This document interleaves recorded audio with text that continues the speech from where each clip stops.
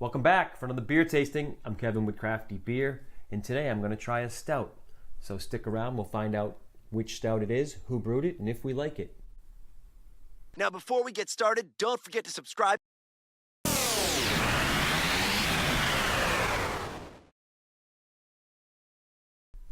The stout today is the Bushka Stout. It's a Russian Imperial Stout from Hollywood Brewing Company, and they're in Hollywood, Florida, that is, just south of Fort Lauderdale. Well, that's Hollywood for you.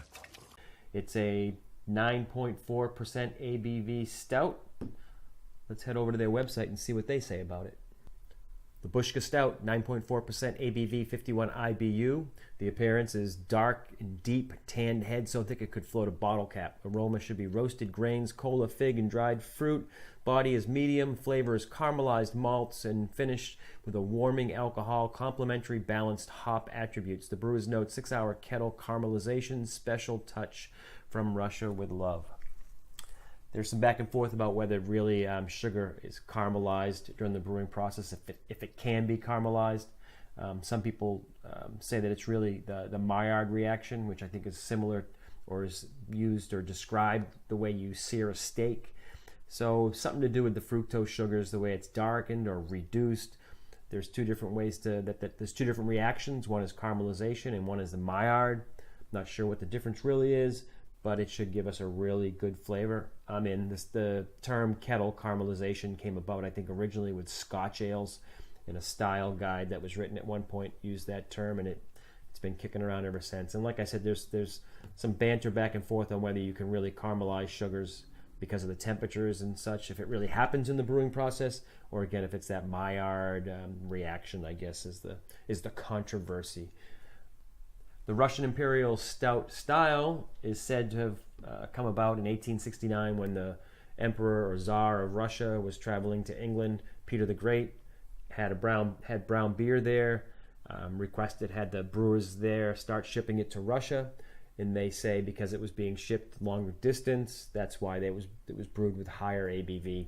One of Russia's most famous Tsars was Peter the Great. Peter was a reformer. He modernized the army, built the empire's first navy, traveled west and brought back ideas and technology of the Enlightenment, and also fashionable French clothing. He also expanded Russia's influence in the Black and Baltic Seas. The guy was basically in love with the West. I guess similar to the story about an IPA, some people say it's true, some people say it isn't true, that it was a heavier, hoppier beer because they compensated for knowing that it was going to be shipped long distance and have a long travel time. Don't know if that's true, but I made all that up. Peter the Great had the beer sent to Russia, ended up being brewed as a higher ABV, and that's how we ended up with the Russian Imperial Stout style, I guess. So the can has a Bushka Stout, and it shows babushka is like a headdress, I guess, or a headscarf. And Bushka can be, I think, Russian for cute young girl's face or a cute young girl. And Bushka in Polish, I think, is just cute face. So maybe that's the logo they're going with here. But either way, if you speak Russian or Polish, let us know what the definition of Bushka is. On the side, 9.4% ABV, Bushka Stout, no preservatives, 100% pure ingredients, keep refrigerated for best quality Hollywood beer, unpasteurized, unfiltered. No date. All right, well, let's get the Bushka out of the can and into a glass.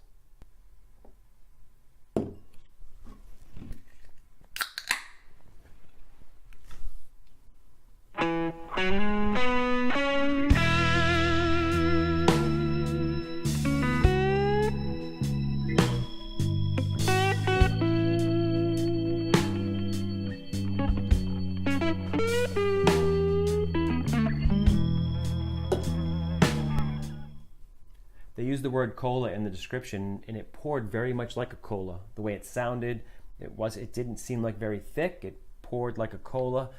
I could hear the carbonation like crazy. It's got about a half a finger of tan head, completely dark. I can see lots of small bubbles. Wow. Let's see what it smells like. Not a very strong nose at all. Sweet, maybe sweet, just a hint of like sweet, dried fruit. I don't get any roasty like you get from a stout lots of times. Roasted coffee, darker, burnt, roasted. Don't get any of that. I just get a really light, yeah, candied or maybe dark fruit. That's it. Wow. Well, let's go on in.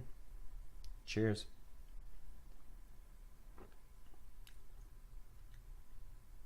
Yeah, candied, dark fruits.